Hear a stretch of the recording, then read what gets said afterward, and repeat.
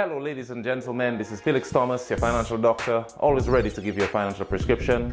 Today, we're going to speak of why you need an emergency fund. Now let's look at some of the situations in which you would need an emergency fund. It could be from a job loss. Now many people think that a job loss is impossible to them simply because they have a union. Now, I'm going to let you in on this fact. You could have 99 unions. There is no such thing as a secured job. Another thing that you would need an emergency fund for is what if your car was to break down? Or what if you needed home repairs? You never know what could happen. You could have a plumbing issue today. If you have a plumbing issue today, when do you need the money to fix that plumbing issue? Today. Another thing that you could need an emergency fund for would be urgent travel.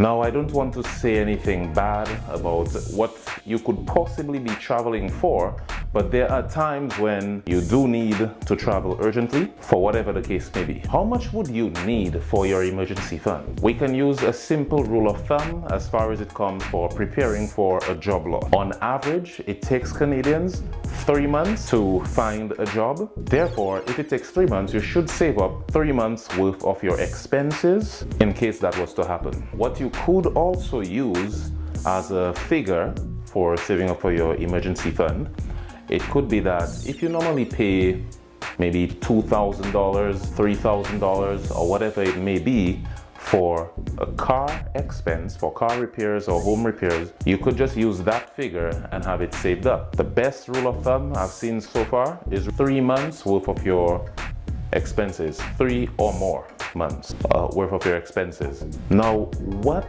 can you use as an emergency fund? You could use a simple savings account where it gets maybe just a bit of interest. However, the reason why you want it to be in a savings account is because you can get the money now for now.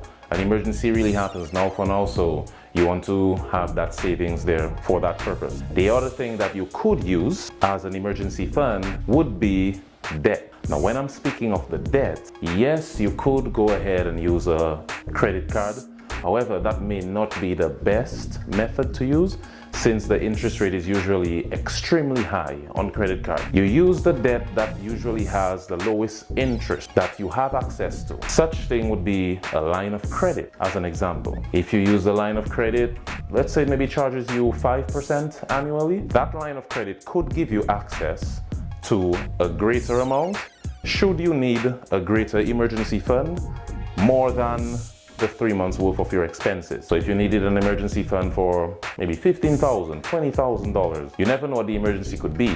Because if you had a major house repair that you needed to have done, then it would come in handy. If you have any ideas of anything else that can be used as an emergency fund, please drop it in the description. I'm sure everyone would like to see what it is, and I would like to see as well for myself. Thank you for listening. This is Felix Thomas, your financial doctor, always ready to give you a financial prescription.